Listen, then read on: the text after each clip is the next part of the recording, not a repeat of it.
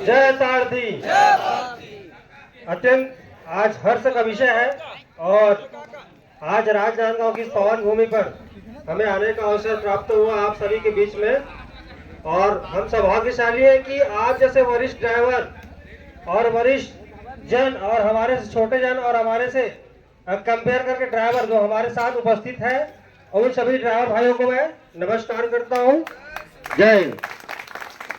और ये जो जनसंख्या अभी मैं देख रहा हूं वर्तमान समय में, आज दीपावली के इस पावन पर्व पर लगभग सभी ड्राइवर भाइयों का छुट्टी है और मुझे अंदेशा ये था कि मैं राजनांदगांव पहुंचूंगा। लगभग 200-300 ड्राइवर भाई उस सभा में उपस्थित होंगे और विशेष अभियान के अंतर्गत में उनको अभिभाषित करना ये मेरा सौभाग्य होगा।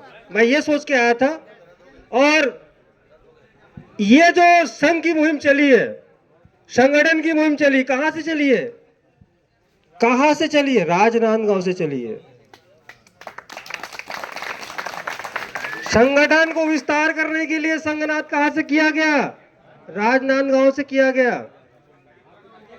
पिछले महासम्मेलन में मैं आया, देखा महासम्मेलन, मैं सोचता था कि राजनांदगांव वाले भाई कम से कम 2000 की संख्या में उपस्थित होंगे, लेकिन देखा गया वहां पे राजनांदगांव वाले हमारे 200 भाई भी उपस्थित नहीं हुए थे।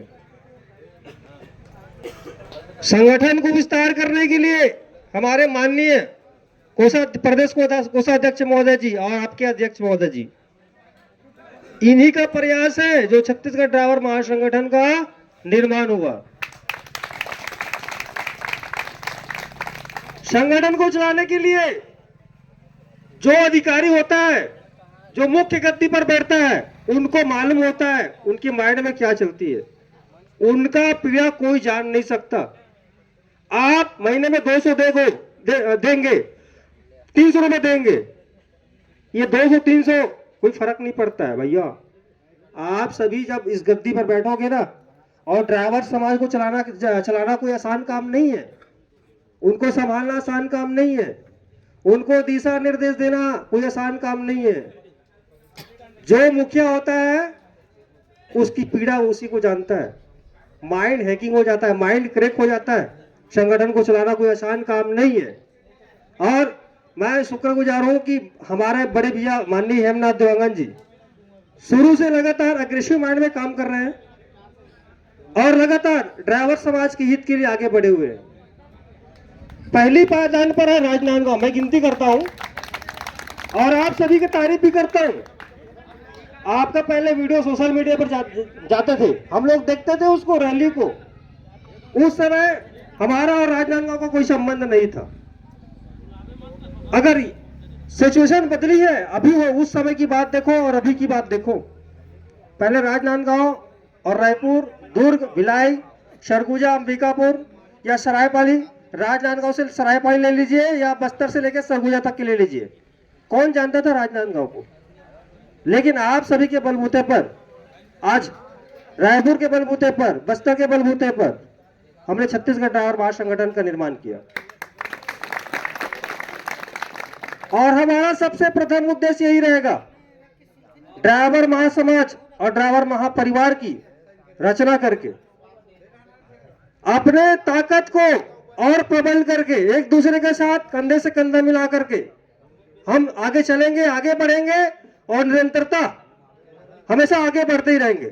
और एक दिन ऐसा आएगा, अब देखियो अभी चुनाव हो रहा है, विधानसभा चुनाव, दोनों पार्टियां, तीनों पार्टियां, चारों पार्टियां, कोई पार्टियां हो, कोई पार्टी ने ड्राइवर के हित और अधिकार के लिए कोई एक पॉइंट लिखा हो तो बताइए अपने उद्घोषणा में।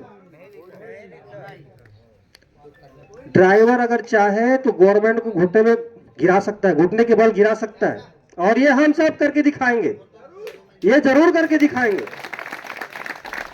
ये ज्यादा दिन नहीं है, आप लोगों को मैं गारंटी दे रहा हूं, आप लोगों को मैं गारंटी दे रहा हूं, आने वाले 1 से 1.5 साल के बीच में काम हम करके दिखाएंगे और हम कंधे से कंधे मिलाकर चलेंगे, तभी ये काम हो पाएगा। ड्राइवर की वैल्यूएशन अभी तक नहीं समझी है, आम पब्लिक भी नहीं समझे, न प्रशासनिक अधिकारी नहीं समझे, न शासन प्रशासन नहीं समझे। कोई दुख पीड़ा इनका अंदर में क्या चल रहा है, ड्राइवर की माली हालत क्या होती है, ये आज तक कोई समझने की कोशिश नहीं किया। बोलते हैं कवि, कवि किसको बोलते हैं? जो सूर्य की प्रकाश जहां पर ले जाती, जहां ना पहुंचे रवि वहां पर पहुंचे कवि। जो कवि होता है वो ढूंढ ढूंढ के शब्द निकालता है, ढूंढ ढूंढ के एक एक मनुष्य की पीड़ा को निकालता है, फिर अपने रचना करता है, लिखता है, कविताएं बनाता है। वो कवि आज तक किसी ड्राइवर के बारे में कुछ लिखा है? कोई पिक्चर बनी है ड्राइवर के विषय में? या कोई मंत्री या नेता बड़े मंच पर खड़ा होकर ड्राइवर के हित और अधिकार के लिए कभी चर्चा किया है? ना राजनीतिक पार्टी, ना उसके नीचे में जो बैठा रहता है, उसके विरोध में जो बैठा रहता है, वो भी आज तक ड्राइवर के हित और अधिकार के लिए बात नहीं किया।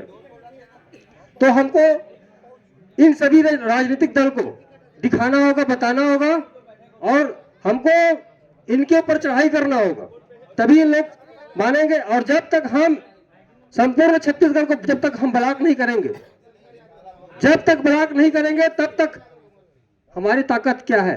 ये राजनेताओं या प्रशासनिक अधिकारी